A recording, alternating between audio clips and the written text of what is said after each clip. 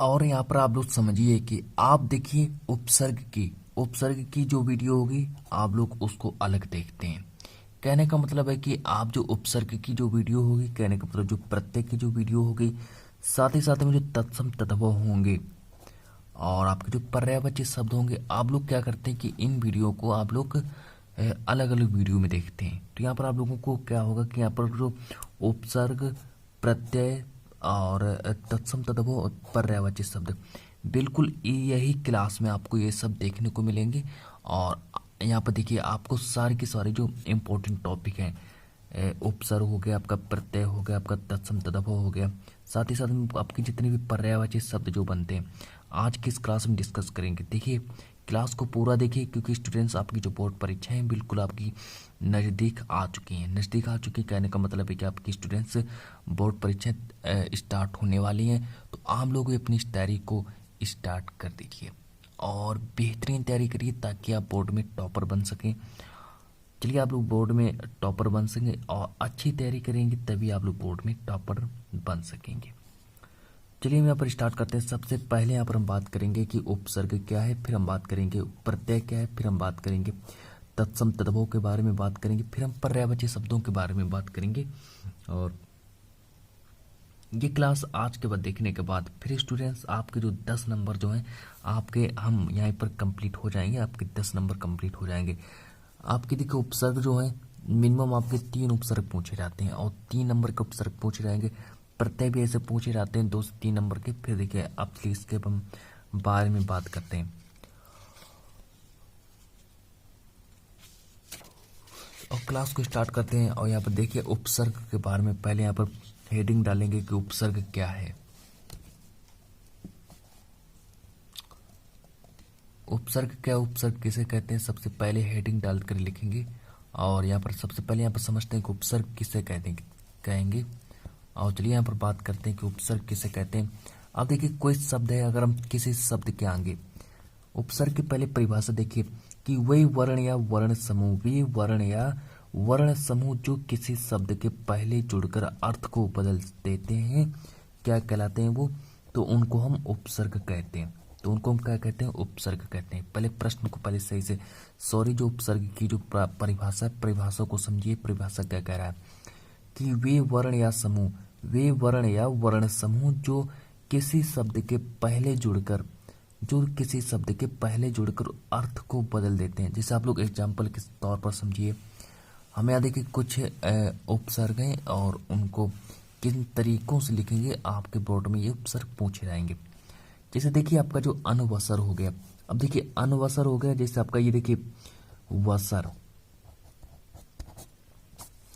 है, तो मैंने यहाँ पर ये क्या जोड़ा, मैंने यहाँ पर अन जोड़ दिया। अब चलिए मैंने यहाँ पर अन जोड़ दिया तो क्या हो गया, अनवसर हो गया। देखिए अनवसर हो गया, यानी कि शब्द के पहले जुड़कर, जो शब्द किसी शब्द के पहले जुड़कर उसके अर्थ में, कहने का मतलब उसका अर्थ बदल देते हैं, तो उसको क्या कहेंगे, तो उसको हम उपसर्ग कहेंगे।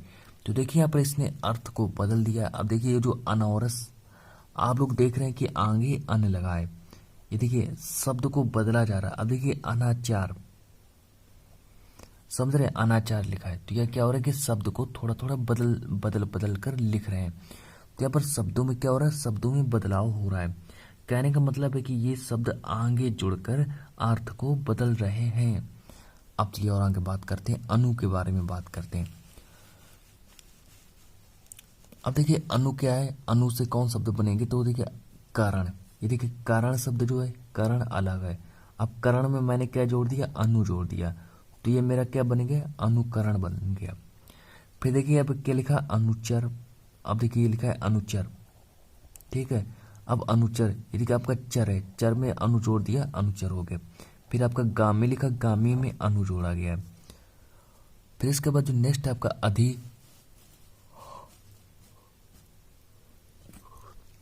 आदि को समझिए। आदि में देखिए क्या हो रहा है कि कार एक शब्द है, कार में क्या जोड़ा गया, तो कार में हमने अधि जोड़ दिया, करण में हमने अधि जोड़ दिया, राज में हमने अधि जोड़ा। देखिए सब में अधि अधि जोड़ा गया। अब फिर देखिए नेक्स्ट है कि नंबर 4 के बारे में बात करते हैं। कि अभी के बारे में बात करते हैं। अभी देखिए यहाँ पर देखिए अभिलाषा को जोड़ दिया गया, अभिलाषा को जोड़ दिया, फिर देखिए अभियोग हो गया, अभिवादन हो गया, ये सारे याद कर लेना, ठीक है स्टूडेंट्स। अब देखिए सहमति हो गया, सहचर हो गया, सहपाठी हो गया। तो सह से हम कौन कौन से शब्द बना सकते हैं? तो सह से हम सहमति बना सकते हैं, सहचर बना सकते हैं, सहपाठी बना सकते हैं। अब परि से हम कौन कौन से शब्द बना सकते हैं? तो परि से हम परिवार बना सकते हैं, साथ ही साथ में हम परिजन भी बना सकते हैं। ये देखिए आप लोगों को याद करने की कोई आवश्यकता नहीं है, क्योंकि स्टूडेंट्स आप लोगों को शब्दों को बनाना है। और किस तरीके से आप लोगों को बनाना है, आपसे कहा जाएगा कि सहे से सहे एक उपसर्ग आप लोगों को दिया जाएगा, फिर आपको कहना है कि इनसे दो निर्मित शब्द बनाने। तो सहे मतलब कि तो सहे से हम क्या एक बना देंगे, सहपाठी, सहपाठी, सहचर, सहमति, ऐसे आप लोग को शब्द बना देने। फिर देखिए अब यहाँ पर देखिए जो आपके उपसर्ग थे और उपसर्ग आप लोगों को समझ में आ गए हैं, और साथ ही साथ में उपसर्ग अगर आप लोगों को समझ में आ गए हैं तो देखिए अब नेक्स्ट देखिए बात करते हैं।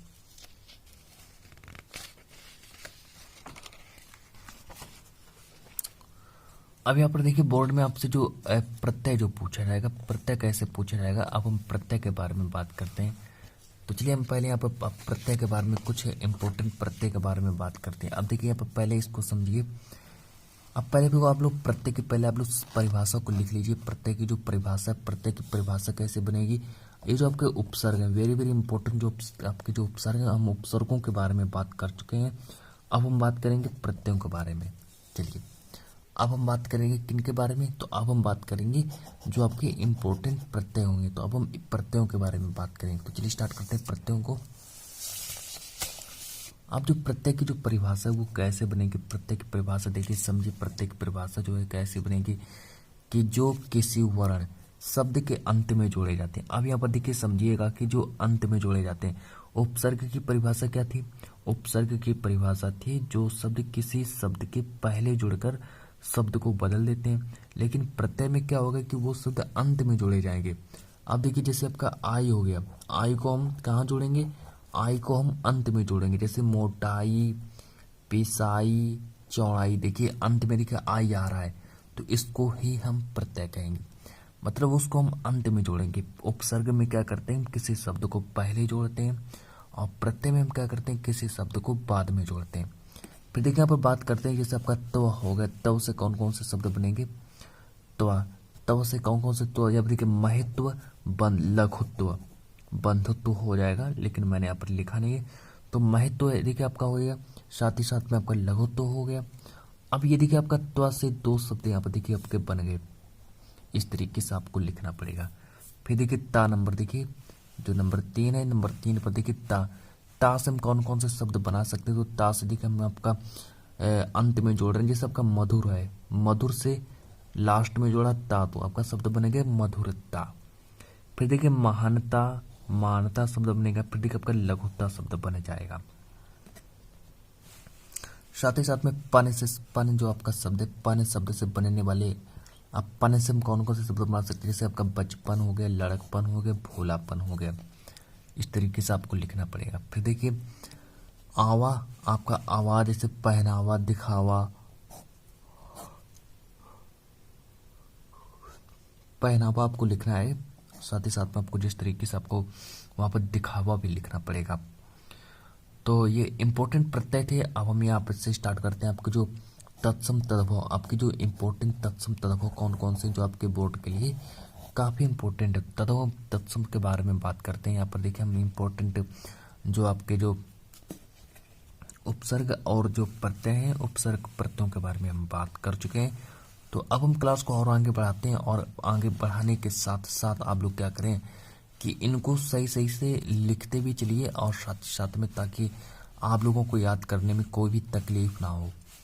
आप चलिए ये देखिए इंपॉर्टेंट क्या है, तो ये इंपॉर्टेंट कुछ तत्सम तद्भव शब्द हैं जिनका आप लोग स्क्रीनशॉट भी ले सकते हैं। इतना आप लोग स्क्रीनशॉट भी ले सकते हैं तत्सम तद्भव शब्दों का।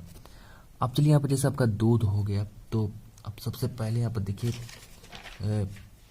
मैंने यहाँ पर क्या लिखा, पहले यहाँ पर हमने तद्भव शब्द लिखे, तद्भव शब्द लिखे, फिर हमने यहाँ पर तत्सम लिखा, उसका तत्सम रूप लिखा। समझिएगा यहाँ पर। तो सबसे पहले मैंने क्या किया कि इधर तत्सम तत् शब्द लिखा और इधर तद्भव शब्द लिखा, और आगे देख लेते हैं कि जैसे आपका दूध हो गया, तो यहाँ पर आपसे पूछा जाएगा कि दूध का तत्सम शब्द क्या है। तो दूध का तत्सम शब्द है दुग्ध, ठीक है, दुग्ध हो जाएगा। फिर देखिए आपसे पूछा जाएगा कि जो आपका दर्शन है, दर्शन का तत्सम रूप क्या है। तो दर्शन का सा के ऊपर उड़नतीरा बना देंगे, ये पर दर्शन हो जाएगा। पत्थर का क्या हो जाएगा, तो पत्थर का हो जाएगा प्रस्तर, प्रस्तर हो जाएगा, ठीक है। तो पत्थर का तत्सम रूप क्या हो जाएगा, पत्थर का तत्सम रूप हो जाएगा प्रस्तर। फिर देखिए नारियल, नारियल का तत्सम रूप क्या हो जाएगा, तो नारियल का तत्सम रूप हो जाएगा नारिकेल, नारिकेल याद रखेंगे। अब देखिए अब इधर बात करते हैं, इधर हम बात कर चुके हैं, अब इधर बात करेंगे कि जो आपका पाहन है, पाहन का तत्सम रूप क्या होगा, तो पाहन का तत्सम रूप पाषाण हो जाएगा। अब और आगे बात कर लेते हैं। अब देखिए पूस का क्या होगा, तो पूस का पौस, पौस पा में औ की मात्रा है साय। बहन, बहन का तत्सम रूप क्या होगा, तो बहन का तत्सम रूप भगनी हो जाएगा। कुआं का तत्सम रूप क्या होगा, तो कुआं का तत्सम रूप कूप हो जाएगा। तो चलिए ये वेरी वेरी इंपॉर्टेंट आपके तत्सम तत्व कंप्लीट हो चुके हैं, और फिर से हम आगे बात करते हैं। और अब हम स्क्रीन पर लाते हैं कुछ महत्वपूर्ण पर्यायवाची शब्दों के बारे में बात करते हैं। अब कुछ आप लोगों के सामने लाएंगे पर्यायवाची शब्द। चलिए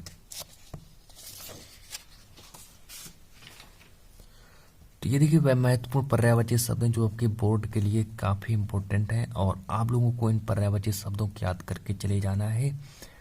आप लोगों को सिर्फ इतने में से ही आप लोगों को पर्यायवाची शब्द याद करने हैं, आपको एक्स्ट्रा पढ़ने की आवश्यकता नहीं है। चलिए यहाँ पर पहला दिया मछली, यहाँ पर दिया हमको किन किन पर्यायवाची शब्दों के बारे में बात करना है। मछली हो गया, मोर हो गया, मोर के बारे में पढ़ना है, फिर हमको हाथ के बारे में पढ़ना है, और हाथी। तो सबसे पहले हम इन 4 पर्यायवाची शब्दों के बारे में बात करते हैं। जो आपका मछली का जो पर्यायवाची शब्द है क्या होता है, अंडज। अंडज किसका पर्यायवाची शब्द है, तो अंडज जो है ये मछली का ही पर्यायवाची शब्द है। साथ ही साथ में जो आपका मीन, मीन हो गया, मीन किसका पर्यायवाची शब्द है, तो मीन भी मछली का ही पर्यायवाची शब्द है। अब देखिए और आगे बात करते हैं जो आपका मोर के कौन कौन से पर्यायवाची शब्द है। तो मोर को मयूर, मयूर या में बड़ों के मंत्र लगाएंगे, मयूर। सिखी, सिखी, सिखी। कलापी, कलापी, कलापी किसका पर्यायवाची शब्द है, तो कलापी जो है ये मोर का पर्यायवाची शब्द है। चलिए और आगे बात कर लेते हैं। अब हाथी के पर, अब देखिए हाथ, हाथ का पर्यायवाची शब्द क्या है, हाथ का हस्त हो जाएगा, आदि सा और ता। फिर देखिए हस्त कर, ये कर अलग है, हस्त अलग है, ठीक है, कर अलग है और हस्त अलग है। अब देखिए पाणी, पाणी किसका पर्यायवाची शब्द है, तो पाणी भी हाथ का ही पर्यायवाची शब्द है। और आगे बात करते हैं जैसे आपका हाथी के पर्यायवाची शब्द देख लीजिए। हाथी का पर्यायवाची शब्द हो जाएगा जैसे हस्ती, हस्ती, साथ ही साथ में गज और करी, हस्ती गज करी। तो किसके पर्यायवाची शब्द है, ये हाथी के पर्यायवाची शब्द है। फिर देखिए यहाँ पर 5 नंबर पर दिया है आपका समुद्र के पर्यायवाची शब्द कौन कौन से। तो समुद्र के पर्यायवाची शब्द है जैसे आपका सागर हो गया, ठीक है, सागर हो गया, जलधि हो गया, पारावार हो गया। तो पारावार, सागर, जलधि ये किसके पर्यायवाची शब्द है, तो ये आपके समुद्र के पर्यायवाची शब्द है, आप लोगों को याद रखने पड़ेंगे। फिर देखिए नंबर 6 पर आता है आपका क्या, सूरज के पर्यायवाची शब्द कौन कौन से। तो सूरज के पर्यायवाची शब्द देख लीजिए। सूरज के पर्यायवाची शब्द हैं जैसे आपका, जब से आपका दिनेश हो गया, दिनकर हो गया, प्रभाकर हो गया, दिवाकर हो गया। ये 4 किसके पर्यायवाची शब्द हैं, तो ये 4 जो पर्यायवाची शब्द हैं ये सूरज के ही पर्यायवाची शब्द हैं। फिर देखिए वानर के पर्यायवाची शब्द देख लीजिए। वानर के पर्यायवाची शब्द जैसे आपका बंदर, कपि, हरि, मरकट। तो मरकट किसका पर्यायवाची शब्द है, तो मरकट जो है ये वानर का ही पर्यायवाची शब्द है। साथ ही साथ में जो का हरि, हरि किसका पर्यायवाची शब्द है, तो हरि भी वानर का ही पर्यायवाची शब्द है। और जो ये आपका कपि लिखा है, कपि किसका पर्यायवाची शब्द है, तो कपि भी वानर का ही पर्यायवाची शब्द हो जाएगा। फिर बंदर किसका पर्यायवाची शब्द है, तो बंदर भी वानर का ही पर्यायवाची शब्द है। फिर देखिए कुछ यहाँ पर दिया आपके वायु, वायु का पर्यायवाची शब्द है कि वायु का पर्यायवाची शब्द जैसे आपका अनिल, वात, हवा, पवन, समीर। ये देखिए 5 पर्यायवाची शब्द लिखे। जैसे देखिए आपको वायु के कौन कौन से पर्यायवाची शब्द हैं, तो वायु को हम अनिल कह सकते हैं, वायु को हम वात भी कह सकते हैं, साथ ही साथ में वायु को हवा भी कह सकते हैं, वायु को पवन भी कह सकते हैं, वायु को समीर भी कह सकते हैं। ये देखिए, ठीक है। अब और आगे बात कर लेते हैं। जैसे पुत्री के पर्यायवाची शब्द कौन कौन से, तो पुत्री को हम सुता भी कह सकते हैं, ठीक है। पुत्री को हम बेटी भी कह सकते हैं, पुत्री को लड़की भी कह सकते हैं, पुत्री को तनुजा भी कह सकते हैं। इस तरीके से आप लोगों को याद रखना पड़ेगा। अब फूल के पर्यायवाची शब्द देख लीजिए। और आज की इस क्लास का ये सबसे लास्ट, कहने का मतलब है कि लास्ट पर्यायवाची शब्द है, और उस पर्यायवाची शब्द के बारे में बात करेंगे। जैसे आपका दिया फूल के पर्यायवाची शब्द देख लीजिए कौन कौन से। जैसे आपका फूल को क्या कह सकते हैं, तो फूल को यहाँ पर हम पुष्प भी कह सकते हैं, फूल को सुमन भी कह सकते हैं, फूल को कुसुम भी कह सकते हैं। तो चलिए, आज की क्लास काफ़ी ज़्यादा इंपॉर्टेंट रही, जिसमें हमने वेरी वेरी मोस्ट इम्पोर्टेंट किन किन टॉपिकों के बारे में बात की, जिसमें हमने उपसर्ग, प्रत्यय, तत्सम, तद्भव और पर्यायवाची शब्दों के बारे में बात की। तो चलिए, जब तक के लिए मिलते हैं नेक्स्ट वीडियो में, और आज की इस क्लास को सिर्फ इतना ही रखते हैं।